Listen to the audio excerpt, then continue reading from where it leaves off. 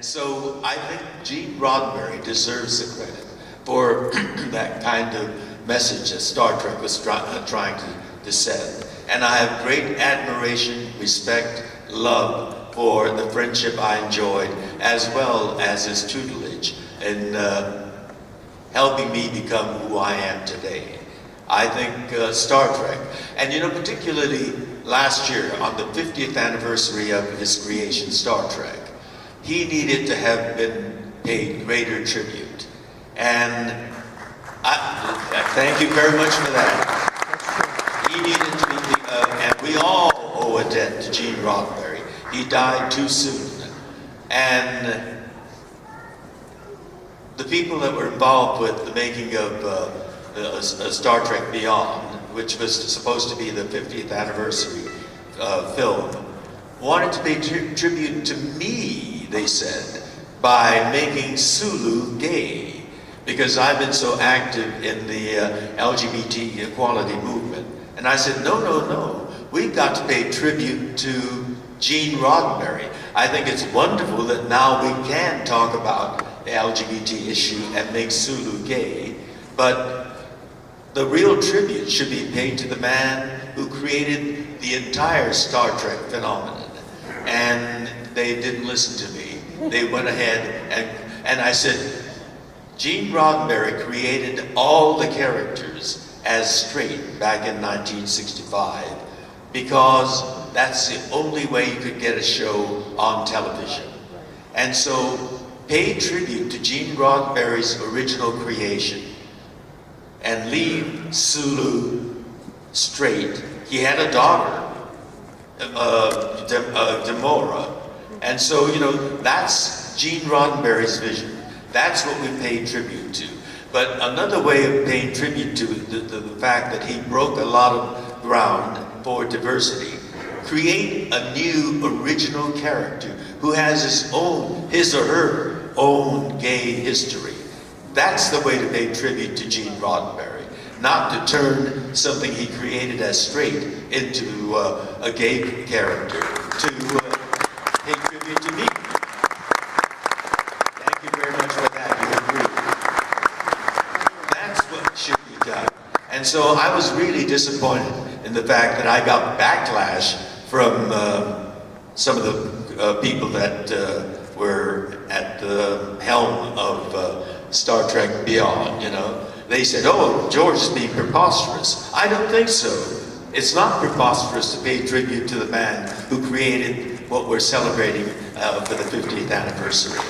Gene Roddenberry should be one person who should be paying tribute to. So that's my response to your comment. Well, you know, growing up, when I first got into Star Trek, the first episode that I ever saw when I was 6, in 1974. Do the math. 6. You were 6. And I would venture to say at least half of the people here weren't even born then. Thank you for that. Star Trek is older than you guys are. But George, you know, when I first saw Mirror Mirror, it was an atypical episode because it was all in the mirror universe. Sulu had that scar and scared the hell out of me. Spock was kind of scared. I love that. That's a great episode. But you know, I was too young to appreciate episode. It was an action adventure series to me. I was too young to appreciate how Balance and Terror was a metaphor for Vietnam. How a private little war where there's a direct reference to Vietnam. How This Side of Paradise with the spores was a metaphor for the counterculture. I mean, I didn't get that. That's the brilliance of the show, is like, you know, I sort of grew into those things and I went, oh, wait a minute. But when you're working on the show, did you know when you sort of got the job that that's where it was going to go? Or did you sort of like discover along the way when you were reading the scripts and filming the episodes, I know what you're up to? You know, so did it catch on for you, or was that clear from the beginning what Gene was going to do? Well, as I said, when I was being interviewed, Gene set out what he told me what he set out to do, and so we looked forward to each script. And reading it, we knew precisely what he was trying to say. So yes, we knew the metaphors that were being used by science fiction to address the real issues of the time. My other question, and this is something that a lot of people don't realize. I mean, in this room they probably do, but I wanted to ask you. You know, a lot of people don't realize that the world's very first Star Trek fan, the first Trekkie, if you will, was Lucille Ball. Well, I'm not sure if I would consider her a fan like you guys here. She was a studio head. And as the studio head, she made a good business decision. She was able to understand and see what it was. But despite the image of Lucy from I Love Lucy, she was a tough lady. I mean, she wore those padded, tailored suits, and when she came on the set, you knew the boss, the owner of the studio, was there. And she was giving orders, you know, or not so obviously, but do such and such and such and such, or get rid of that thing there, or whatever, you know. She was in charge, but I wouldn't characterize her as a fan. Right, but she championed the show. She believed in it. Yes, so. But you know, the real champion was Herb Silver. He was the studio head, and worked for Lucy. That's right. He worked for Lucy. He was her right-hand man. And he was a fantastic guy and a strong, passionate advocate for Star Trek. And, you know, I got to know him personally. Lucy is a difficult person to get to know personally, I found. She was the boss, but Herb became a good friend, and we've had, you know, this is post our Star Trek, but we've had dinner with him and his wife frequently, and met with him in New York and London, and Herb was a good friend. You know, as far as getting, like, I know this is going to get a little inside baseball, but there are, in addition to her and Lucy, and especially GR, as they call him, Gene Roddenberry, the other Gene, the unsung hero, one of a few unsung heroes for the original series was Gene Coon. And just, I was wondering, like, how your experience working with the two Genes, like, what did you see as Gene Coon's strengths? Like, what do you feel like he brought to the show? Gene Roddenberry is the originator. He is the god of Star Trek. Gene Coon came on in the 3rd season, and we were in trouble by that time because our ratings were very low. We thought, you know, at the beginning of each episode, we put out the premise that we were off on a 5-year mission, boldly going on a 5-year mission. But our ratings were low the 1st season. And so we worked like the dickens to up the rating. And by that time, we had a core group of strong, passionate, dedicated, devoted fans. And they stuck with us. And we got a 2nd season because of their campaigning. We were about to be canceled after the 1st season, but we got the 2nd season. And even in the 2nd season, despite that core group of fans, led by a woman named Bijo Trimble, a couple actually, John and Bijo Trimble. Oh, we know the Trimbles. Yes, they have been very active in the fandom, and they're the ones that spearheaded the letter writing campaign. And yet, our ratings were low.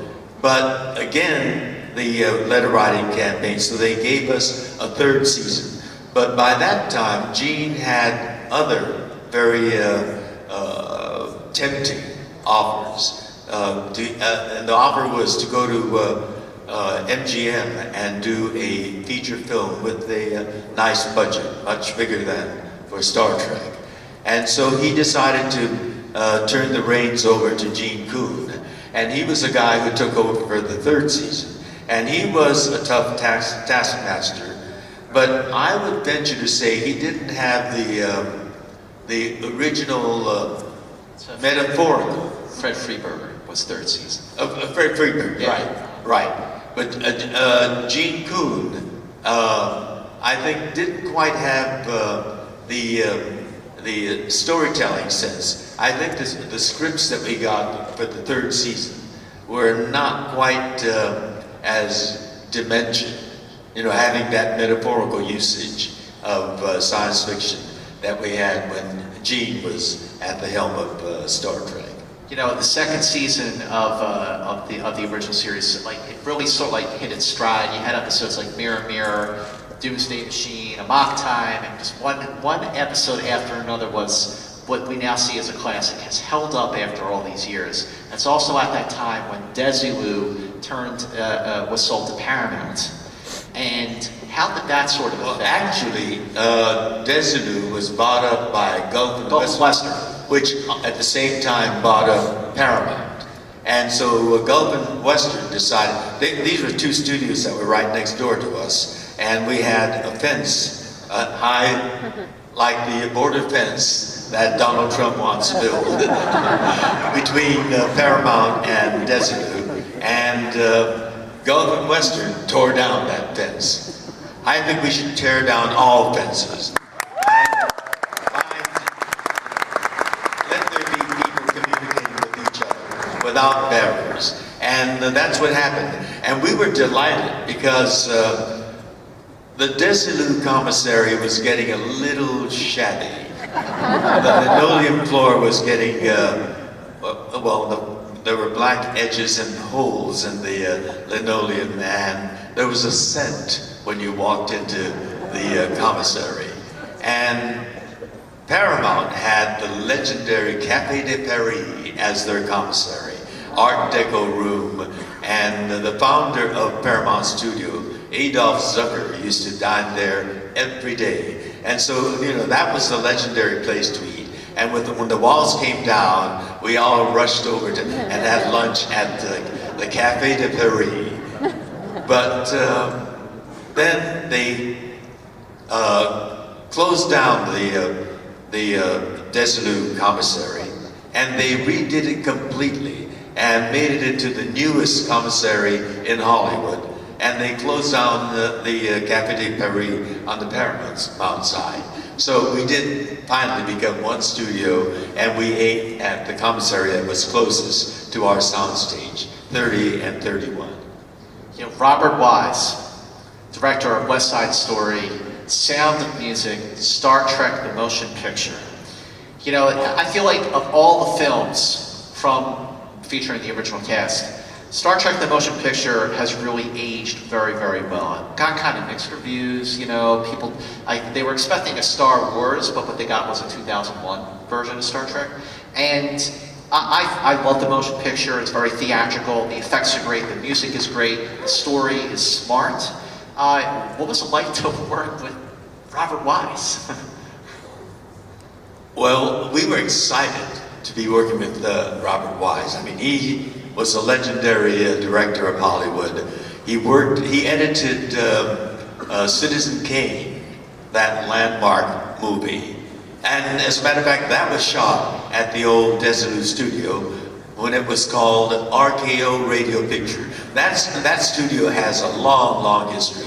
It was owned by Howard Hughes at one time, the eccentric billionaire. And then when he got the stock up real high for RKO, he sold it to a group of Midwestern businessmen who didn't know how to manage a studio, and its value came down. And that's when Lucy and Desi, who had a very lucrative TV show, comedy, I Love Lucy, bought up the studio and turned it into Desi. So what was the question that we began with? I have a way of meandering in my response. I love that about you, the original point. Because you're so well spoken. But I just was asking, like, did you notice what were the differences? Oh, Robert Wise. Yeah. So Robert Wise has a long history at that studio where he worked on Citizen Kane. And of course, you know that he did Sound of Music, West Side Story, this legendary director.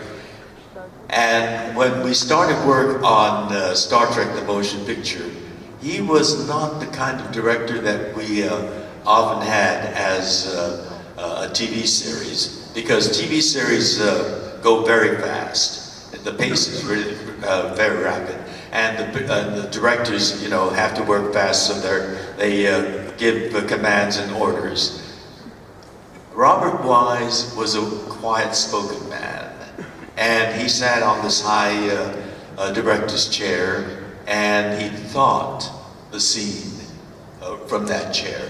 And the pace was very leisurely, which meant that we had a lot of wait time, you know, sitting around waiting.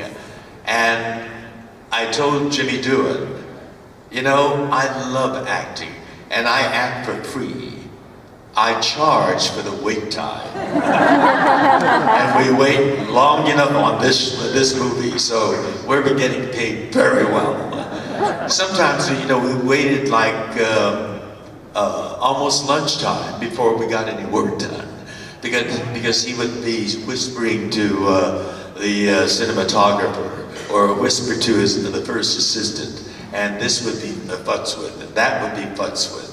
And then he would whisper with Leonard Nimoy, and you know, there'd be other conversations. And Bill was one that got a little antsy with all the wait time too. But so it was a very leisurely schedule that we had. But the reason why he thought a lot was because it seemed we discovered that we had a special effects man named Robert Abel, who really was not able. We were having a lot of problems with the special effects. And about midway through production, Robert Abel was let go. And so we went way over schedule, way over budget, and yet Robert Wise seemed very calm and collected.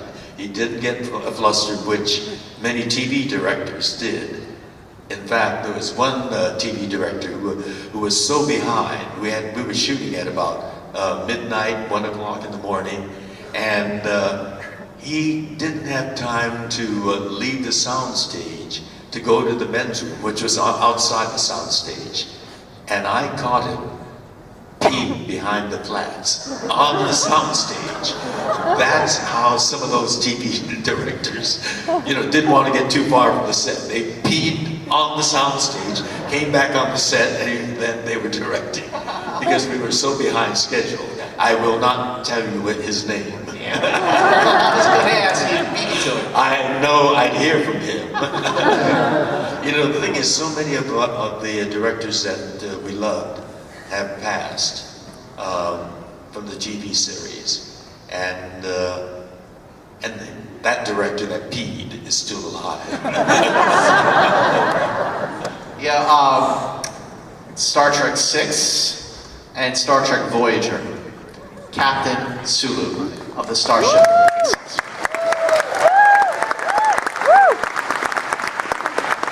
To do your own scenes on your own ship, separate from the rest of your colleagues, and then to return and do a TV episode for Voyager. What did that mean to you to finally just come to your own? Okay, yeah, you know, I'm not on the Enterprise, but I am a captain of another starship. Well, I'm an activist, as you all know, in the political arena, but I'm also an activist with my own career. And I've always been lobbying Gene Roddenberry, as well as the directors and the writers, you know, to beef up. I mean, all the actors do that. Beef up the character that you're playing. And I was giving suggestions for Sulu having his own family, and having relationships with others, you know. But when you have 7 regular actors and a couple of, well, Leonard and Bill were the stars, and so they were campaigning for more time in the sun as well. So it was very difficult to get with your lobbying for your own character. But I was always saying, Starfleet is a meritocracy. And how come they keep giving me advanced titles? I was a lieutenant, and then I became a lieutenant commander, and I became a commander. But I was still sitting at that same damn console, saying the same thing. Aye, aye, sir, warp 3, you know. What's the point of all these title promotions? And I said, you know, that's got to mean something. The fact that we're getting higher titles. It's about Sulu was #1 in this Starfleet Academy graduation class. He was also the best helmsman in Starfleet. I mean, he's brilliant, and he should have reached his captaincy by the 3rd season. Thank you, the few of you who applauded. Oh, thank you all. You are intelligent, wise. And so I've been campaigning for a captaincy for Sulu. I campaigned in Star Trek the Motion Picture, Star Trek 2, 3, 4, and when 5 came up, I quit campaigning because you knew you directed that, and I knew it wouldn't get too much further. There was no point in wasting time. So I quit campaigning, and then they announced that Star Trek 6 is going to be done. But I said, well, you know, it's not going to happen. It didn't, you know, I didn't campaign for Star Trek 5, and nothing happened. So I didn't campaign. But the script came, and I opened it, and I started reading. And on the front page, there's a brand new starship, the Excelsior, bigger than the Enterprise, more powerful than the Enterprise. And in the center seat, the captain of this big, powerful ship, a big, powerful new captain, sharp, smart, younger, and ready to go. Captain Sulu. And I read the whole script, and I said, undiscovered country? That's from Shakespeare. They're talking about coming back from death. No, no, no, that's not the right title for this one. It should really be titled Captain Sulu to the Rescue. You know the plot. That aging captain of the Enterprise is about to be blown to smithereens by the Klingons. And who would come to the rescue out of the darkened galaxy sky? Nice. But Captain Sulu of the Excelsior, and he says, target that explosion and fire. Yes, blast the Klingons to smithereens. Thus saving the day and the life of Captain Kirk. And the classic ending of all Star Trek movies as well as TV episodes, on the bridge of the Enterprise, is the scene with the captain and the view screens. But this time, a humbled and grateful Captain Kirk looks at the giant image of Captain Sulu on the view screen, and essentially he says, "Thank you for saving my ass."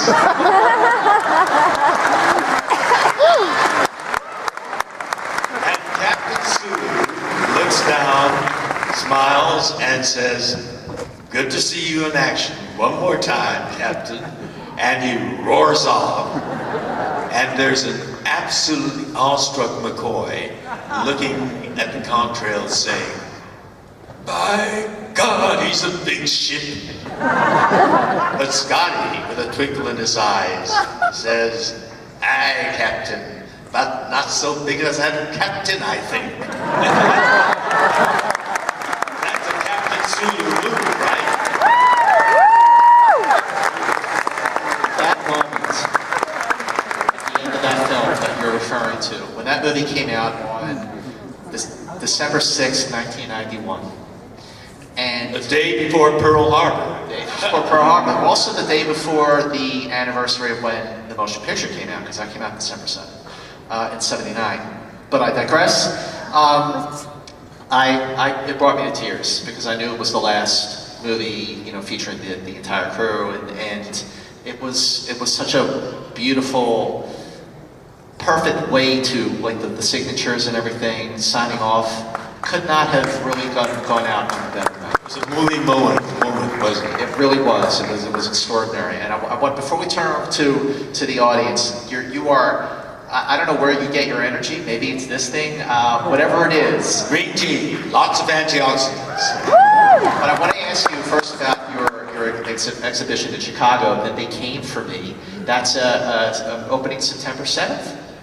I think so. Tell us about it. In Chicago, they are having a major event, both an art event and a museum event. And they've asked me to come to Chicago and talk. I think this September something. What's the date? September 7th. September 7th, and I'll be speaking there. It's an exhibit on the imprisonment of American citizens of Japanese ancestry, simply because we happen to look like the people that bombed Pearl Harbor. There are still so many people that don't know this chapter of American history. Pearl Harbor was bombed, and this nation was swept up in war hysteria and racism. We're Americans. My grandparents came from Japan. My mother was born in Sacramento, California.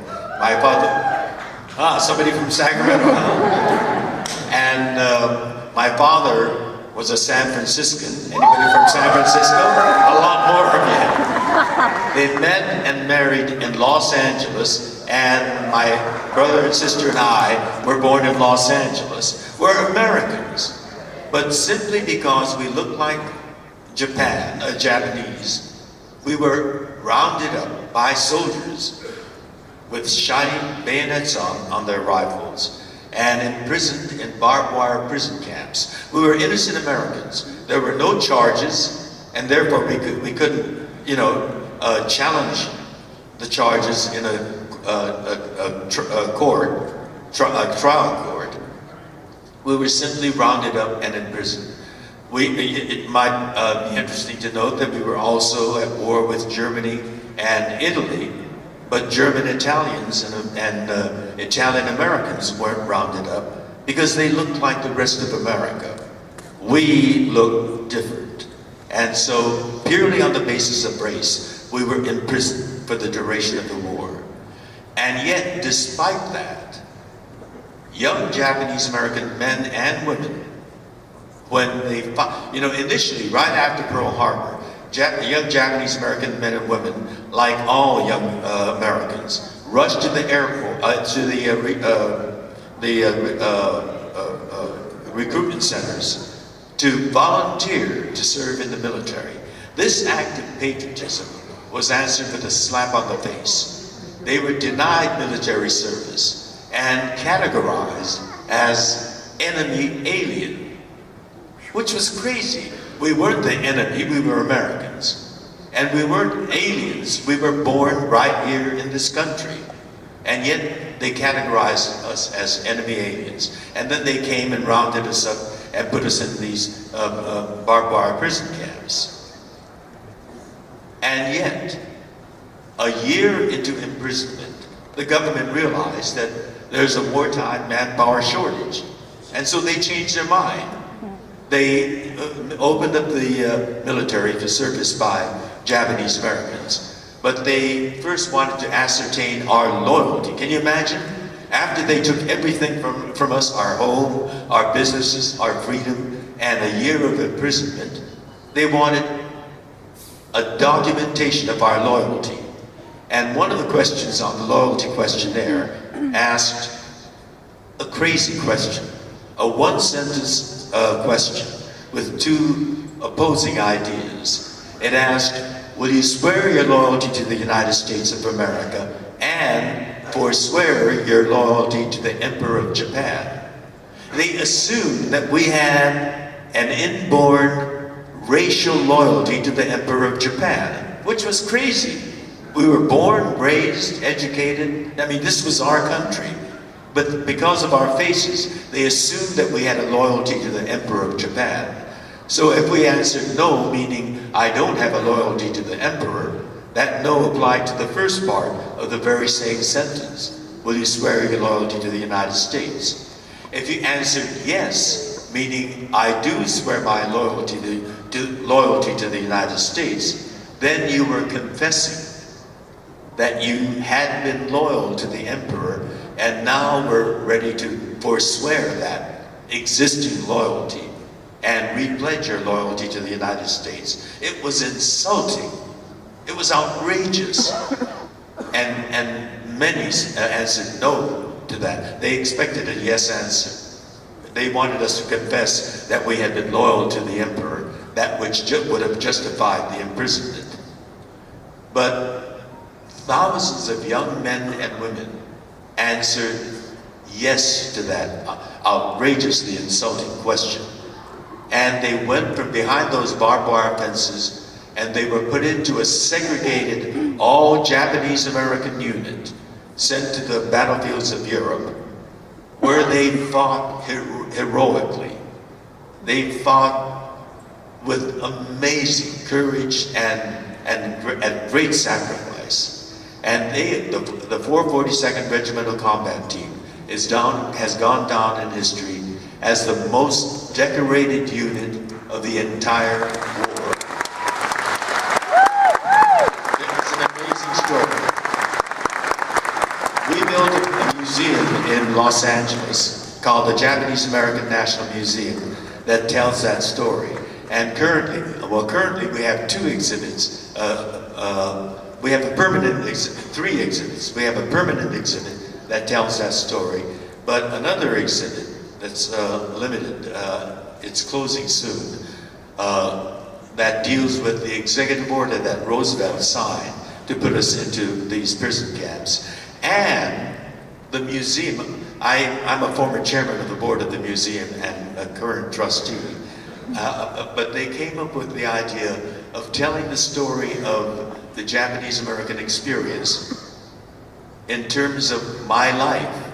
An exhibit on George Takei, which was very flattering, but really, I had nothing to do with it.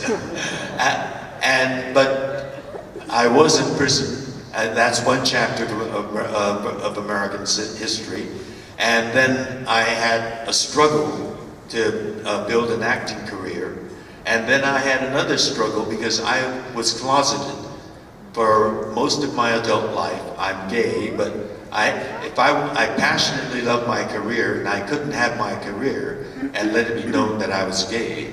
So I was closeted through most of my career. Although my friends on the Star Trek cast knew, I didn't tell them. But actors are very sensitive. Sophisticated people. The first time I knew that they knew was in the morning when we gather, we get made up, and then we go to the coffee urn and sip coffee. And I was standing there sipping coffee with Walter Koenig when Walter suddenly started making the sign, urging me to turn around, look behind me. So I turned around and looked, and here were a bunch of young male extras coming in who had just been handed their or were wearing their costume, Starfleet sweatshirt. And one of them was a drop-dead gorgeous young guy. Really built, his pectorals pushing at this Starfleet uniform, and my heart stopped. And then I realized it was Walter that told me to look around. So I turned around and looked back, and there was Walter smiling, and he went. So I knew they knew. And Jimmy knew, and Michelle knew, Leonard knew. There was one, it went right over his head. On that note, let's take questions from the audience. Let's start over here. You have a question. What's your name? What's your question? My name is Therese Sumie Yasukochi Gerlach. My grandparents were both imprisoned. My grandfather was part of 442. That's not what I came up here to tell you. Oh, but That's what we thank you were. for sharing that. My cousin, who's in college right now, is doing she's preparing something for her school, and her research is on how the imprisonment affected the generations beyond. So I was wondering if you had something to say about that. I also wanted to thank you for your advocacy and your strength and your power. I follow you. I think you're extraordinary. And the other thing is, would you and Bradders like to adopt me?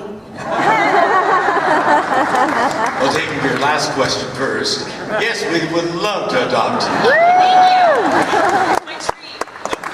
The important decisions are made by the better half, and I will talk to Brad about that. But I'm sure you'll agree. We have a new daughter. Thank you. The other parts of your question, well, thank you for sharing with us your family history. Your grandfather fought with the 442nd, and they are really my heroes. They are incredible. I just finished a picture titled American, in which I play a veteran of the 442nd, who is a volunteer at the Japanese American National Museum. And I had to age, the character is 93 years old. I am 80 years young. And every morning, I had to go through this aging makeup. Believe me, it ain't easy to age 13 years more. I told them I can do it with the power of my acting, but they insisted they're going to have close-ups, and they wanted to see the wrinkles. This bruiser of a guy would hold my skin taut like this, and the makeup woman would dab liquid latex and then powder it, and every cell of my skin starts to pucker with that powder, you know, and it's being held taut like this. And then she takes a hairdryer and blows on it, and it gets tighter and tighter. And when it's completely dry and tight and solid, she tells him to let go, and he let go, and bam!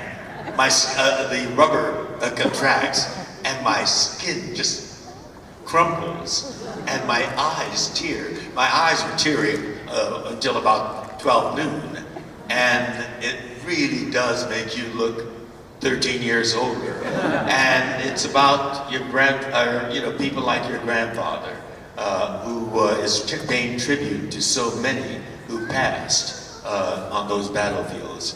And that's why he's volunteering at the Japanese American National Museum. It'll be, the makers of the film are going to try to have it ready for Sundance in January. So look for that picture. And thank you very much for sharing your family story. Ladies and gentlemen, in case you hadn't noticed, this gentleman has a lot to say about a lot of things. So make sure you follow him on Facebook, on Twitter, and join George tomorrow. He'll be back on this stage for another panel that he will be flying solo on. George Takei, thank you so much.